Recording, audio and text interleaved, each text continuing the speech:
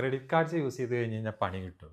എല്ലാവരും ചോദിക്കുന്ന ഒരു ചോദ്യമാണ്. അപ്പോൾ ഇത് വേണ്ട പോലെ യൂസ് ചെയ്യുകയാണ് ചെയ്യേണ്ടത്. ഇതുകൊണ്ട് ബെനിഫിറ്റ്സ് മാത്രമേ ഉള്ളൂ. മാർക്കറ്റ്സിൽ കോമ്പറ്റീഷൻ ഉള്ളതുകൊണ്ട് തന്നെ എല്ലാ ബാങ്കുകളും ഓഫറാണ് കൊടുക്കുന്നത്. എമിറേറ്റ്സ് ഇസ്ലാമിക്കിൻ്റെ 600 വെൽക്കം ബോണസ്, മഷക്കിൻ്റെ 750 വെൽക്കം ബോണസ്, FABയുടെ 300, പോരാത്തിന് എമിറേറ്റ്സ് NBDയുടെ ഗിഫ്റ്റ് വൗച്ചർ, അങ്ങനെ ഓരോ ബാങ്കുകളും അവർക്ക് പറ്റുന്ന രീതിയിലെല്ലാം ഉള്ള ഓഫറുകൾ കൊടുക്കുന്നുണ്ട് കോമ്പറ്റീഷൻ മീറ്റ് ചെയ്യാൻ വേണ്ടി. ഇതിനൊക്കെ പുറമെ സെയിൽസ് ടീം ടാർഗറ്റ് അച്ചീവ് ചെയ്യാൻ വേണ്ടിയിട്ട് കൊടുക്കുന്ന ഓഫേഴ്സ് വേറെ ഉണ്ടാവും.